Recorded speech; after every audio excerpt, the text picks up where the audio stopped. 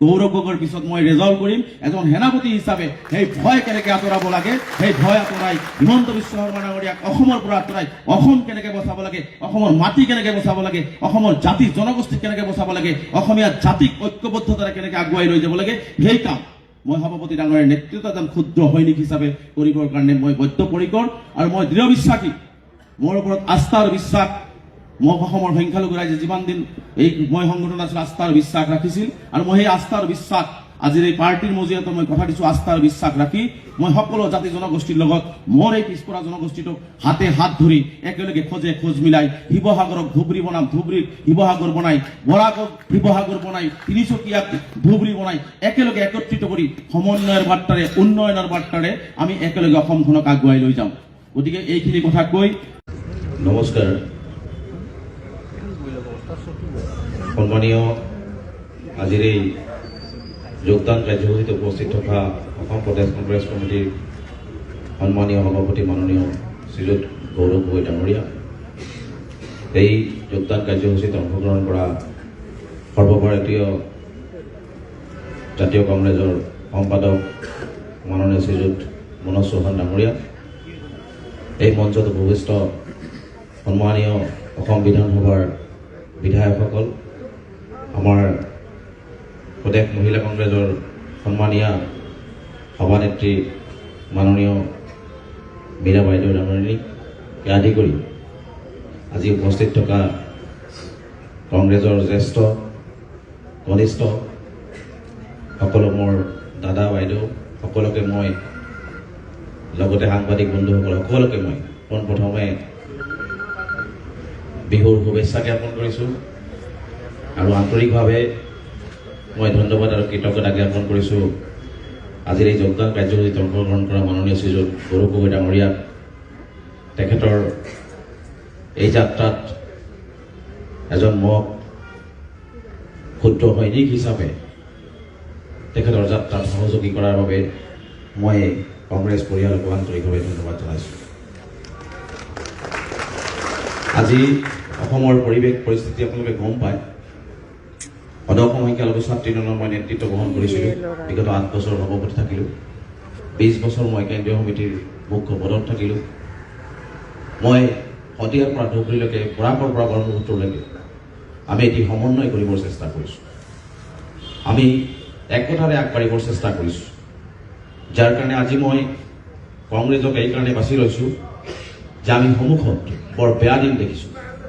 সেই বেয়া দিনৰ পৰা, সেই কলা ডাৱৰৰ পৰা পোহৰ আঁতৰাই আমি এখন বৰ অসম কৰিব লাগিব, যিখন অসমত কেৱল মানুহ থাকিব, মানৱতা থাকিব, অসমীয়া জাতি থাকিব, য'ত নাথাকিব ধৰ্মৰ ভেদাভেদ, জাতি জনগোষ্ঠীৰ ভেদাভেদ। গতিকে তেনেকুৱা এখন অসম বিচাৰিছোঁ আৰু সেইখন অসম আনিবৰ কাৰণে নেতৃত্ব বহন কৰিছে মাননীয় শ্ৰীযুত গৌৰৱ গগৈ ডাঙৰীয়া।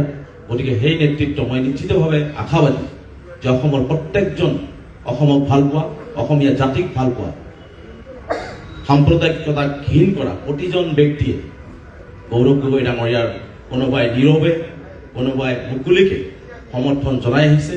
অহা দিনবিলাকত নিশ্চিতভাৱে অসমে এটা ফৰকাল বতৰ দেখিবলৈ সক্ষম হ'ব আৰু সেই ফৰকাল বতৰৰ কাৰণে আমি সকলোৱে আজি যুৱচাম আমি অপেক্ষা কৰি আছোঁ।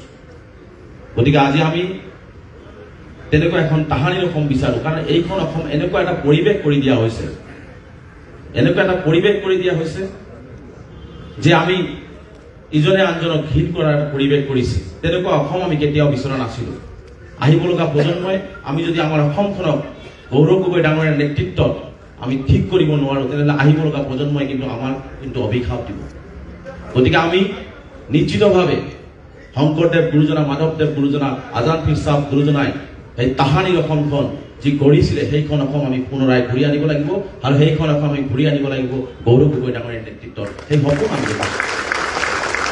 গতিকে প্ৰত্যেকটো জাতি জনগোষ্ঠীৰ সমস্যা আছে, যাৰ কাৰণে এইটো এটা মঞ্চ য'ত আমি একেলগে প্ৰতিটো জাতি জনগোষ্ঠীৰ ক্ষুদ্ৰ ক্ষুদ্ৰ সমস্যা, জ্বলন্ত সমস্যা, প্ৰতিটো সমস্যা আমি ইয়াত উপস্থাপন কৰি সমমৰ্যাদা, সমবিকাশ আৰু সম উন্নয়নেৰে এজনে আনজনৰ হাতে হাত ধৰি আগুৱাই যাব পৰা এটা ৰাস্তা ইয়াত আছে আৰু সেই ৰাস্তাৰে আমি আগুৱাই গ'লে আমি এখন সুন্দৰ অসম পাম।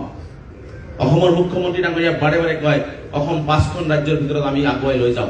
মই আজি ঘোষণা কৰিছো তেওঁ যিটো পৰ্যায়লৈ লৈ গৈছে যদি আমি 26ত তেওঁক আঁতৰাব নোৱাৰো তেনেহ'লে অসম 5খন ৰাজ্যৰ ভিতৰত নহয় বিশ্বৰ ভিতৰত আটাইতকৈ পিছপৰা অসম হ'ব। তো তেনেকুৱা অসম আমাক নালাগে। গতিকে আমাক 5খন ৰাজ্যৰ ভিতৰত নালাগে, অন্তত অসমে ভাৰতবৰ্ষৰ বুকুত মূৰ দাঙি থিয় হ'ব পৰাকৈ এখন আমাক অসম লাগে। সেইখন অসমে আমি গৌৰৱ গগৈ ডাঙৰীয়াৰ নেতৃত্বত আমি কৰিব কাৰণে আগবাঢ়ি গৈ আছো। গতিকে মই দৃঢ় বিশ্বাসী যে আমি আমাৰ অসমখনত প্ৰত্যেকটো জাতি আজি আদিবাসী ভাইসকলৰ সমস্যা আছে, বজৰাজপন্থী ভাইসকলৰ সমস্যা আছে, আজি মই যিটো কমিউনিটিৰ পৰা বিলং কৰিছো সেইটো জাতিৰ সমস্যা আছে। গতিকে আজি প্ৰত্যেকটো জাতি জনগোষ্ঠীৰ বিভিন্ন সমস্যা আছে। এই সমস্যাখিনি মই ভাবো যে প্ৰত্যেকজনে সেই সমস্যাখিনি যদি আমি গৌৰৱ গগৈ ডাঙৰীয়াই যিহেতু শুনিব বিচাৰে, কৰিব বিচাৰে, তেখেতৰ সন্মুখত যদি আমি বলিষ্ঠভাৱে কথাখিনি সৎ আৰু নিষ্ঠা সহকাৰে শুদ্ধ সততাৰে যদি আমি আগবঢ়াই দিওঁ, নিশ্চিতভাৱে তেখেতে সেই সমস্যাখিনি আমাৰ প্ৰত্যেকটো জাতি জনগোষ্ঠীৰ সমস্যা নিজৰ সমস্যা বুলি লৈ আগবাঢ়ি গৈ সমাধান কৰি দিব। গতিকে মই এইটো আশাবাদী। গতিকে মই বেছি দীঘলীয়া নকৰোঁ। সংখ্যালঘুসকলৰ বিভিন্ন সমস্যা আছে। মই আশা কৰিম যে আমাৰ যিহেতু বিভিন্ন সমস্যা আছে, আজি মাটিৰ পট্টাৰ সমস্যাই হওক, চহৰ অঞ্চলৰ ভূমিৰ সমস্যাই হওক, আজি স্কুল কলেজৰ সমস্যাই হওক, আজি অৰ্থনৈতিকভাৱে পিছপৰি যোৱা জাতিটোৰ বহু সমস্যা আছে, তাৰোপৰি নাগৰিকত্বৰ সমস্যা হওক, মই ভাবোঁ যে এই কথা বাৰ্তাবিলাক নিশ্চিতভাৱে মই এই দলৰ মজিয়াত বলিষ্ঠভাৱে কথাখিনি সততাৰে শুদ্ধভাৱে দাঙি ধৰি এই সমস্যাখিনিৰ এটা চিৰস্থায়ী সমাধান কৰিব লাগিব। কাৰণ প্ৰত্যেকটো জাতি জনগোষ্ঠীৰ সমস্যা যদি চিৰস্থায়ীভাৱে সমাধান নহয়, অসম কেতিয়াও সৰ্বাংগীন উন্নত অসম নহ'ব।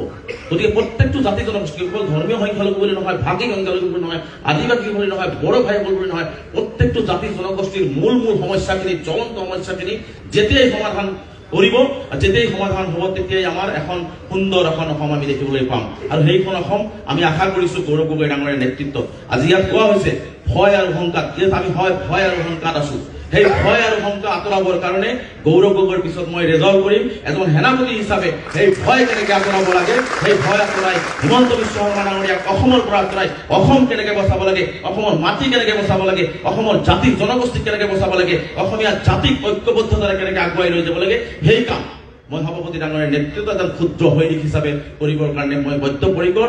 আৰু মই দৃঢ় বিশ্বাসী, মোৰ ওপৰত আস্থাৰ বিশ্বাস, মই অসমৰ সংখ্যালঘু ৰাইজে যিমান দিন এই মই সংগঠন আছিলো আস্থাৰ বিশ্বাস ৰাখিছিল, আৰু মই সেই আস্থাৰ বিশ্বাস আজিৰ এই পাৰ্টিৰ মজিয়াত মই কথা দিছো, আস্থাৰ বিশ্বাস ৰাখি মই সকলো জাতি জনগোষ্ঠীৰ লগত মোৰ এই পিছপৰা জনগোষ্ঠীটোক হাতে হাত ধৰি একেলগে খোজ মিলাই শিৱসাগৰক ধুবুৰী বনাম, ধুবুৰীক শিৱসাগৰ বনাই, বৰাকক শিৱসাগৰ বনাই, তিনিচুকীয়াক ধুবুৰী বনাই একেলগে একত্ৰিত কৰি সমন্বয়ৰ বাৰ্তাৰে, উন্নয়নৰ বাৰ্তাৰে আমি একেলগে অসমখনক আগুৱাই লৈ যাম।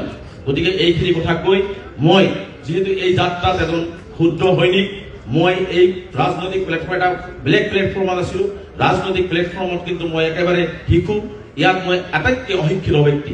গতিকে এই যাত্ৰাটোত মই ভাবো যে পাৰ্টিৰ সভাপতি ডাঙৰীয়া আছে, বিধায়কসকল আছে, পাৰ্টিৰ জ্যেষ্ঠসকল আছে।